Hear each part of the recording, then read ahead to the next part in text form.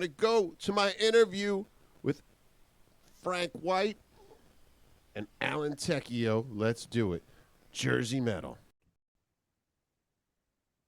I this blew my mind. I have many books.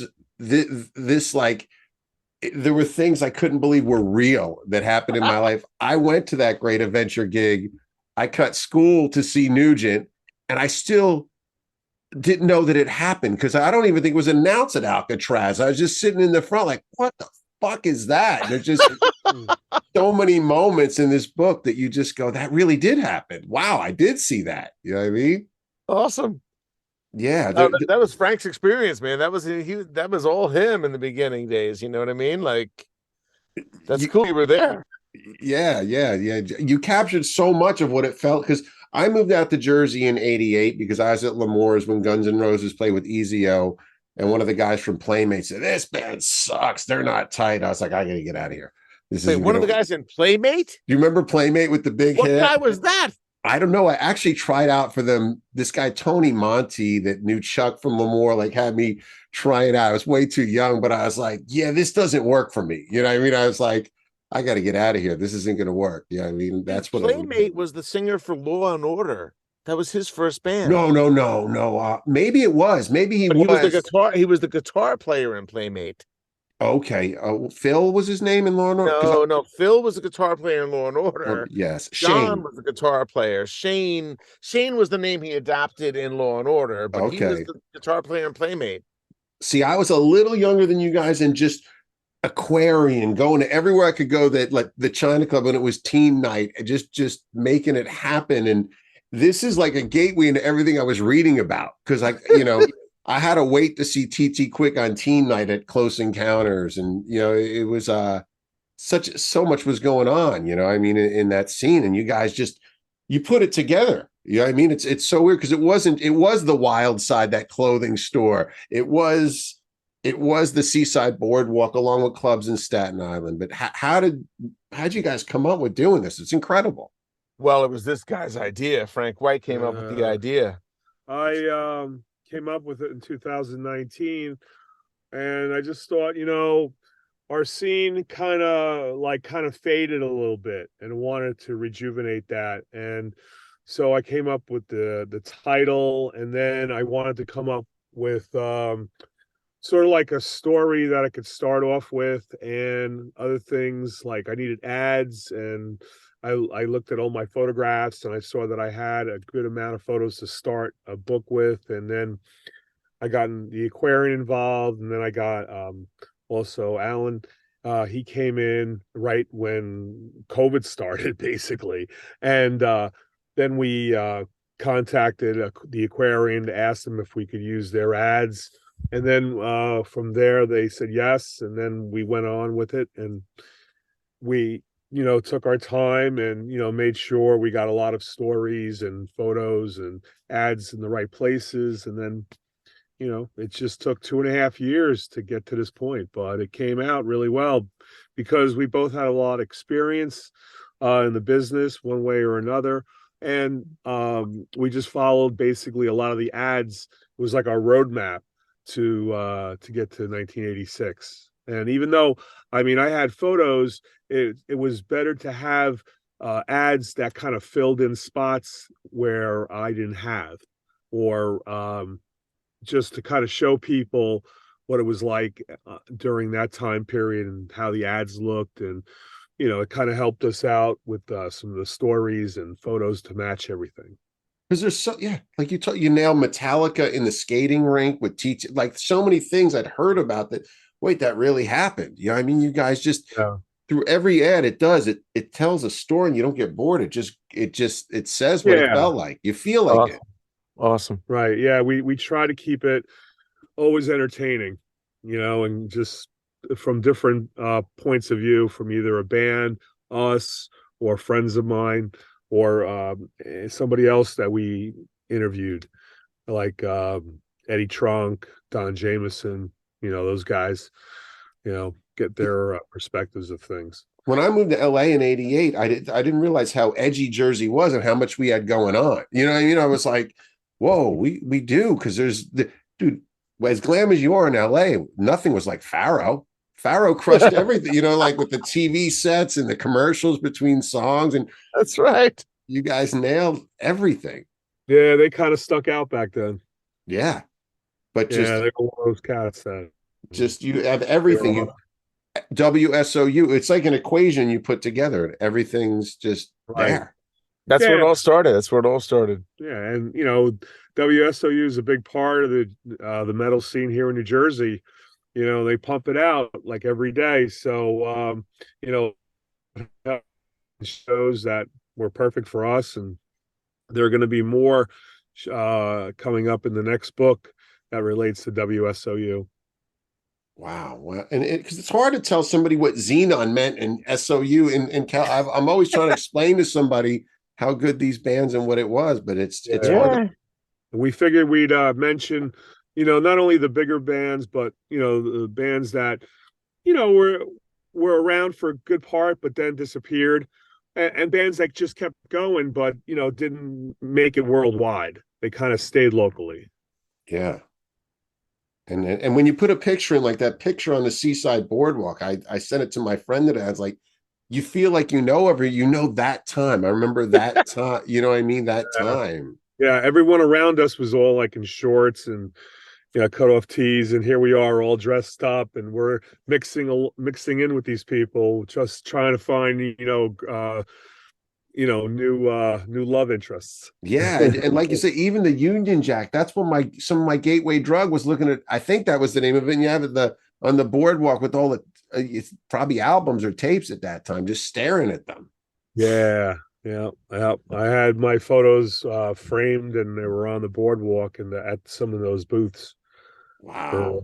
to win prizes. It was just my friend's idea was to because we both liked going down the seaside, and he saw that people had like framed photos of musicians, and you could win them, and so we thought maybe we could do it with some of our photographs that we'd shot over the last few years, and it seemed to work out well, and Wow.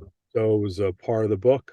Because Seaside, when I got this LA, the Sunset Strip, like Seaside gave it a run for its money. It wasn't like I didn't move from Iowa. Like you realize there's some that's still there. You know what I mean? It's Yeah. something, Oh yeah. and it's just a different feeling in Jersey with the rain, going to a show in Staten Island from Frio for me in the rain, and just it's different than and people do have jobs as opposed to Los Angeles, and they're borrowing their work truck to bring the gear to a show, and or a kid, like you say, sneaking out of his house, telling his mom he's somewhere to go see the Stones. Like I mean, it's awesome. Yeah, It's really yeah. a cool book. I was very cunning as a child. And I kind of learned the ropes really, really at a young age with my mom, because she didn't like to drive. So she taught me how to get into New York City by the New Jersey Transit. bus companies. And so they would just pick us up at the end of the street, and we would go right into New York City. And then if we needed to take a train somewhere, my mom knew how to take the train or the subway, and we get to wherever we're going, either to our parents' house or to an event. And I used that information to use it when I was going to my concerts in 1975 when I was 12 and 13 years old. It's what we did because rock was everything. By the way, I was at the Kiss show you went to. One of you went to the Kiss show, and I got the fucking Detectives, not Billy Squire. I got the night that the Detectives played. My parents brought me in second grade to that show, and That was Frank. That was Frank. I got the Detectives. Wow, wow! Just so there's just such a spirit in the book, man. You guys Right. capture like a big spirit. It's perfect, man. We're still involved in the music business. That's the great thing. We can keep going, and we're right now starting volume 2. Yeah, yeah. I mean, people love it, and kids love knowing what happened. But for me, so many mysteries were unlocked as a kid that because I moved out after high school. But to just go, oh, that's what was going on. That was who was in Phantom's Opera. That which Bon Jovi members. I was at that Rat show where Rat had Bon Jovi open. Like, Yeah. I love that you guys do metal. It's not just all molten metal because I learned how to fight because I had to fight the Old Bridge Militia in New Jersey because I wore my Rat shirts, and you kind of got everything in there. Yeah, we And sure do. And I remember looking at Hades as a kid, like, whoa, I think we might have even got gigs on like first on a bill at the China Club or L'Amour's or something. Just Oh wow, Yeah. awesome. When did you move out of New Jersey? 88. 88, 88. Oh, I okay. graduated high So school. I you, was like, so I'm you, out. yeah, okay. So you had a good taste of the metal That's scene when, here. that's what it, for me, I did go to L'Amour's, but I wasn't like a cool kid hanging at the scrap bar list or the Limelight. It was just like, Yeah, yeah, we went there too. I went there when I went to California, but as a kid, I wanted to turn New Jersey into like my rock world. And like you show, it was. We go to the China Club, go to Studio One, go to the Park Villa, go to Yeah. Seaside Heights, go get your clothes at Silver City or Wildside. You know what I mean? Oh, Trash and vaudeville. But that was the city. I wasn't cool enough to make it to the city. I was a little edgier. Yeah, I but was. Park Villa, Staten Island. You're But it's close. totally different. It was to I me, know. I it was know. it was different. You know what I mean? It wasn't that CBG. Like I learned about that more when I moved to LA. But you guys nail like Crank. I forgot about Crank, and that's just like in Monroe. I used to sit and watch. You know, remember U68? Do you guys remember U68? Yes, Yeah, of course. That Monroe St. video. Vitus and Monroe. Monroe was the glammest, best glam, better than Skid Row, better than the Cinderella. That video is incredible. It's Yes. just. And Billy's still out there doing it with the That's Billy him, and he doesn't look a Monroe. day older. He's like 79. He doesn't look a day older to me. Dude, he came to see us at the convention. We were just at Chiller in Parsippany, and he looks the same. They really freaked out when they saw the book. Like because I showed it like a sample copy, and I told them that things were going to change in the book, and even the cover might change, and so it did. And so he was like him and his sister and his girlfriend and his guitar player. They were amazed by what they were seeing. They were like, "Wow, this is so incredible!" And I would kind of capture it, and put it into all those pages. So we're very proud of it. And I hope everyone else from New Jersey will be proud of it as well. Totally. And you got pictures from the video shoot of Won't Last Forever? Yes. Yeah, I went over to Billy's house, and I basically had my pick of whatever I needed from him. Wow. Yeah. How would you, because some of these recordings weren't perfect. The bands were great when you went to see them, but how would you guys describe like something like when I try to tell people about TT Quick, even Dave DiPietro influenced Zach Wild, how would you describe TT Quick and the magic of that? You get it in the book and you see what they've done, but how would you? We're basically a cover band that was doing a variety of metal tunes, and then they were more getting into the AC/DC accept kind of songs, and it basically drove a lot of people to come see them. They had a lot of energy. Their show was really, really amazing. People drove like in snowstorms and all kinds of stuff just to see them, whether it be in New York, New Jersey, or wherever else they were playing. It was attraction there that they had to come out and see that band and other bands, because it brought out so many other people to be involved in that night. So It really was. And they also played. I had to go see a lot of these bands at Great Adventure because until I was like in 8th grade, didn't get the concert pass from my parents. So yeah. which usually was like a Missing Persons or a Christine McVie solo album, but once in a while you get a TT Quick or like the Nugent and Cheap Trick were like hard rock that played what you call Mark said that the show that they played in Great Adventure was their biggest show. But then they went to another show that night somewhere else. It's a great story in the book. Yeah, because they did that show during the day. So some bands did that. They played a show during the day and then a show in the Those evening. guys were hustlers. They were hustlers. They worked hard. It's almost like your original bands. It's almost what people should be doing now is they were like cover bands sneaking in their own shit and becoming their own thing. It was a genius plan. Yeah. You know what I mean? You kind of like Springsteen would play all that Good Golly Miss Molly, World's Best Bar, but then throw in his shit and it kind of builds something.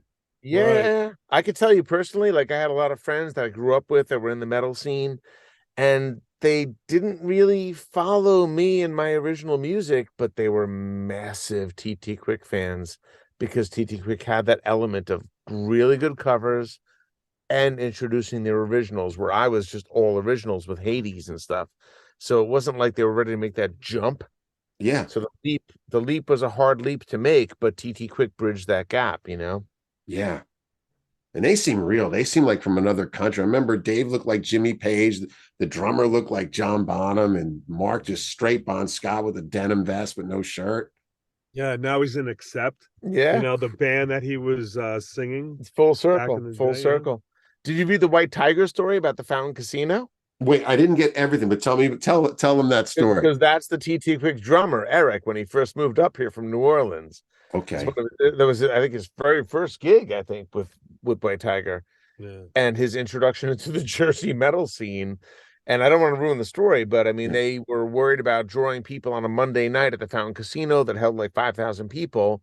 And their manager was like, we'll do it a PLJ night. And it became a PLJ promoted. There was a big radio station back then. Oh, I remember.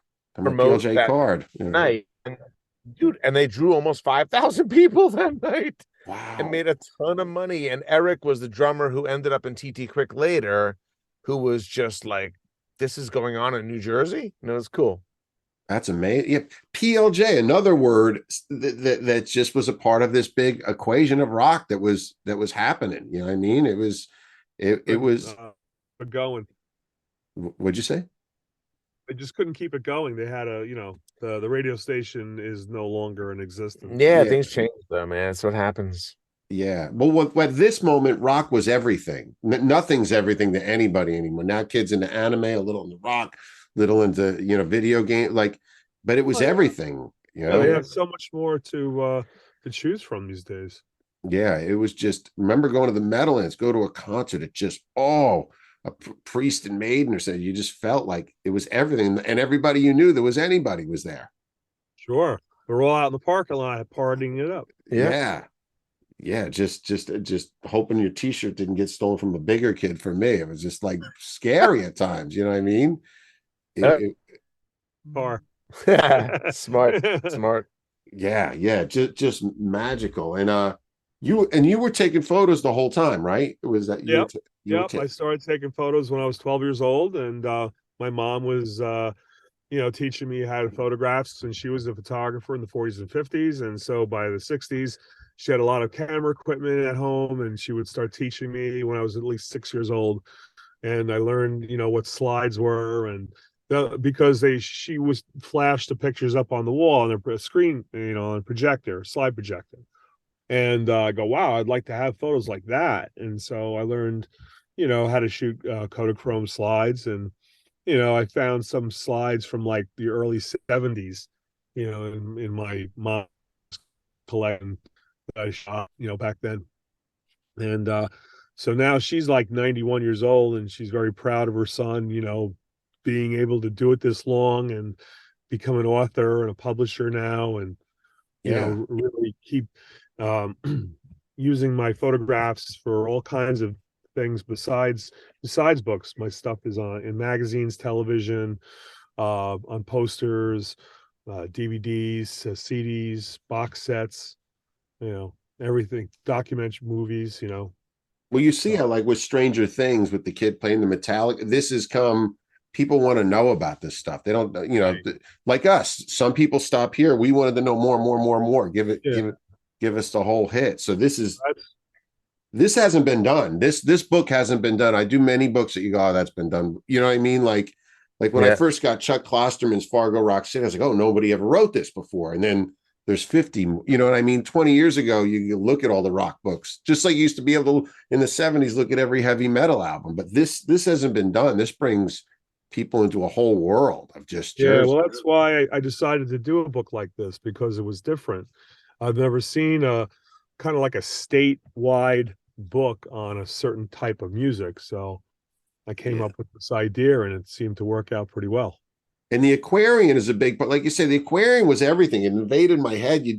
I didn't know that whether I was seeing things later in life. I'd like, wait, did Aerosmith play the Fountain Casino? Were they playing clubs? But they did. Yeah, First and last shows. Yeah, they opened it and they closed that place. Yeah, just like weird things like that. You go, wow, this book's a lot of that really happened. Yeah. Now, people maybe in other states and other countries might not appreciate it as much as maybe people like here around in our state, just because some of those people, that read that story went to both of those shows. Yeah, but the history is the history, and and it's also documented now. whoever went, in between all that. But I think there's certain like I live in Northern California now, in the Bay Area. Obviously, there's a big metal story to be told with Murder in the Front Row. People are very interested because Right. anything to do with Metallica, which is not just the Led Zeppelin of our generation, bigger than the Led Zeppelin of our generation. If Led Zeppelin kept going, you know what I mean? And there's such a big piece of that alone in this book of who they opened for, house parties with them.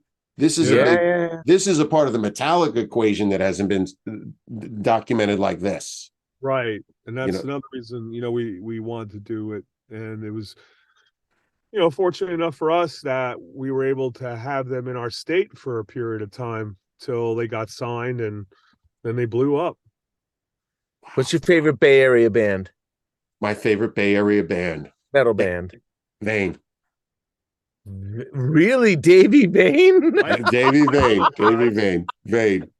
See, but I wasn't, like I said, I was in the Rat and Crew. I wasn't that heavy. Gotcha. I wasn't that heavy. When I first favorite Bay Area thrash band? Let me see. I would say I have to just say Metallica, because really? it's just, I just went to the Battle of the Bay with Exodus. All my friends are into that Death Angel, and people are like, "Why are you here?" I remember I'm a little more glam. I'm a little more like. That's kind of why I got out. Like, I'm posers suck. I was the poser.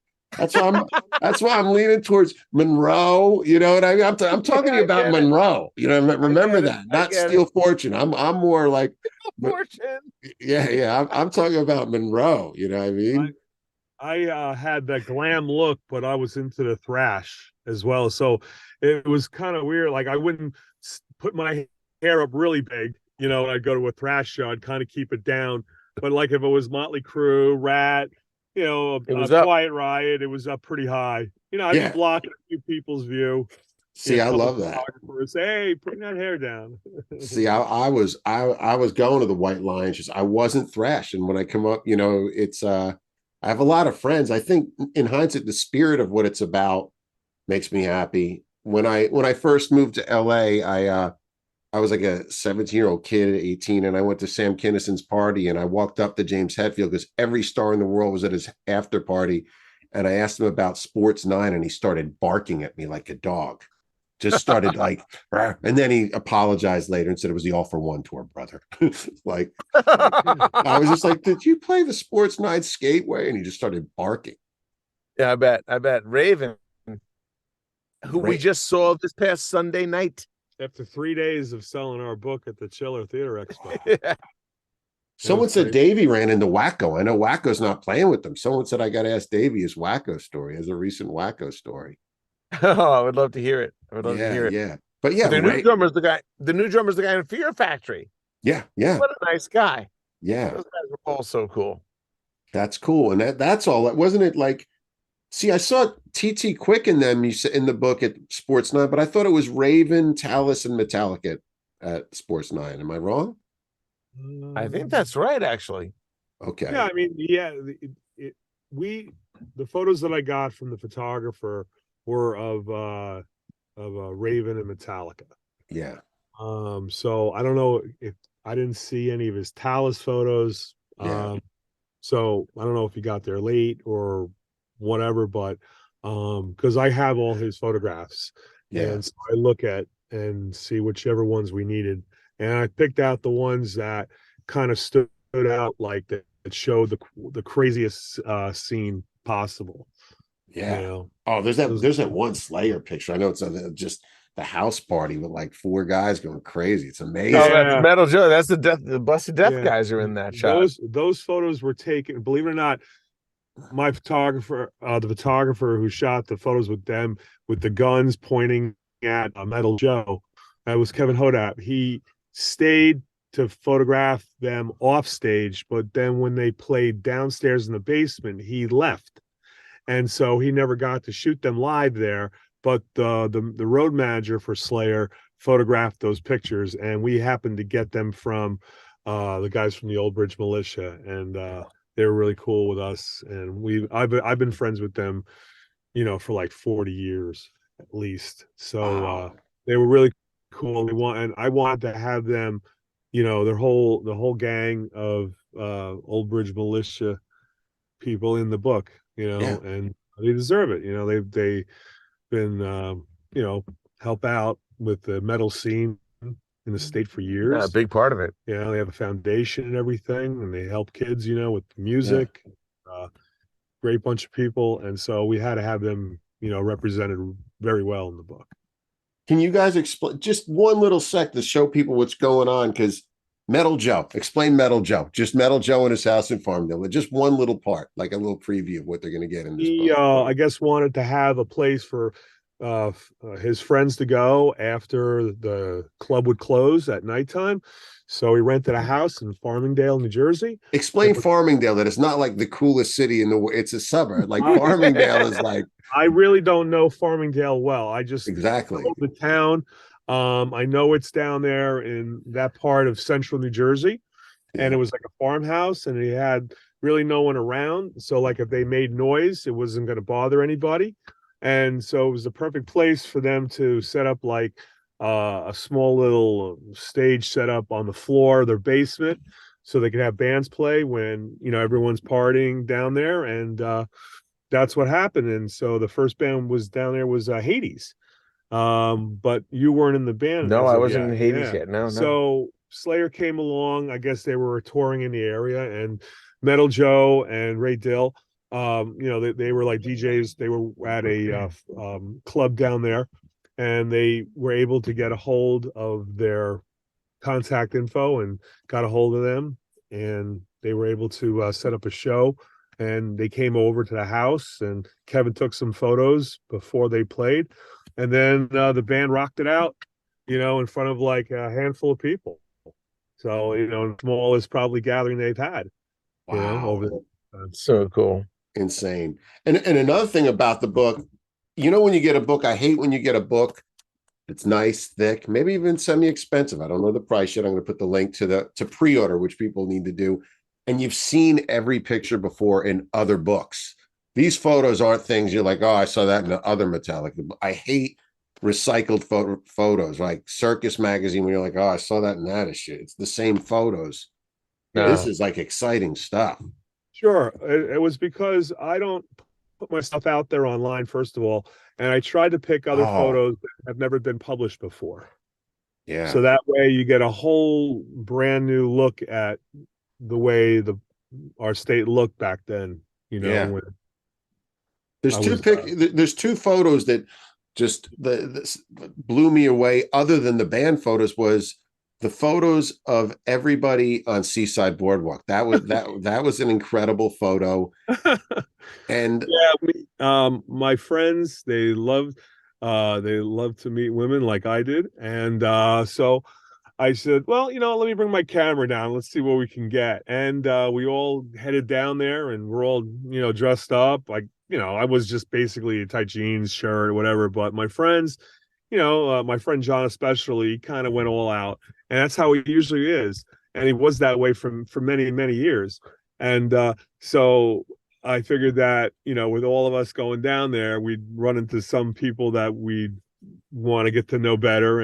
yeah, And we did, and we took photos, and it just the way they were structured, it looked perfect for the book. totally. Well, I put them in there, and And also, I've had years. I've been looking at these photos for years, and I go, "There's going to be some place, some product that I'm going to use with these guys, and these photos are going to go in." And this was it. yeah. And in the other picture, there was a picture of, everybody waiting for Alcatraz. I don't know why that, maybe because I was waiting that night at that show, and I didn't even know Alcatraz was playing. I had seen the Steeler album, but I Yeah, didn't. the reason why I took that photo was because a few of my friends from my town of Bergenfield, New Jersey, were in the audience. I just happened to see them from all the way down in the front row. And if you've been to that stadium inside Great Adventure, Yeah. it's kind of wide. So for me, happening to see them was amazing in itself, because they could have just blended in with everybody else. But I found them. I took a photo, and to this day, I don't think they ever knew that I took that photo of them. The colored bleachers. Remember they had colored bleachers at that. I only went to a couple shows, but yeah, I do remember. And those are your photos of Alcatraz, because for years I've tried to tell friends I went to that show. Actually, my buddy plays in Smashing Pumpkins, loves Yngwie, and I'm like, no, I did see Alcatraz. There's not anything really documenting that show. I'm like, no, dude, I was 84. Now there is. Now there is. I sent it to him. I was like, dude, there it is. That's undocumented. Just that alone. That is not documented. The Nugent Alcatraz thing. And when you were there, I was like, what the fuck is that guy? So, it's like, again, I like to surprise people and show them things that maybe they forgot about, or, just never saw before. And so that's why it's in the book. Yeah, it's a really special book. And can people pre-order the book on Amazon, or is there, they can? You can order it straight away on jerseymetalbook.com. You can order it right now. Oh, it's available. On December 7th, it's officially released worldwide. And then that link will go to BookBaby, who's our printer, and they can print on demand. But right now, we're sitting on a few books, and we're doing it ourselves. I'll direct people, because this to me meant so much. This book, seriously, dude, this book, it just blew my mind. I've been calling friends, and it's just it's perfect. It's really from the Ozzy to at the Metal Ants, the word John Scher. There's so many things, and I think it goes beyond where we are. It will. I mean, if there was something like, I don't know, if you're a Marilyn Manson fan and that you go to Florida, I want a book about the Button South and what was going on down there. Everything. I put the Button South with nonfiction. Yes. Oh my God. I totally get it. Maybe he might be in there like later on, because there are certain festivals where they mixed certain groups together, at shows. So you just have to wait and see. But we have a lot of surprises coming up. That's so cool. Yeah. Well, thank you guys. Anything else? Or I'm going to put links to the book, and people have to have this book. It's a must own. Thank you. And the other thing is, I'm reading it. I wanted to, so we could talk, but this is something you look at for a long time. I don't think you read from head to toe. You go, oh, that's fucking cool. No, it's like a coffee table book. Yeah, you're waiting for a ride. You're like, whoa, look at that. And you send a picture to your friend. There's, there's Cliff Burton doing that, and what I mean, and there's Frenchie at Glam, right? You know what I mean? Like there's that. One of my favorite shots is the one that they had from, it was a Kevin Hodap with Dave Mustaine right before he got fired from Metallica with Lars. Yeah. They're like whooping it up, and literally a few hours later, he's axed. And Lars knew that, but they look like they're having so much fun, and I think it puts perspective on it. You know what I mean? Yeah. And I think to do these books right, it's because I think, did you guys read Murder in the Front Row? Did you hear? That was a good Bay Area book. But Harold Oyman and his partner Brian, it takes two guys to really come together. It's good when it's a joint effort to really capture an area. Yeah. It does. Sometimes you need a partner to help make it complete. Yeah. For sure. Well, thank you so much for coming by, guys, and say goodbye to everybody, and hang out so I can say goodbye to you.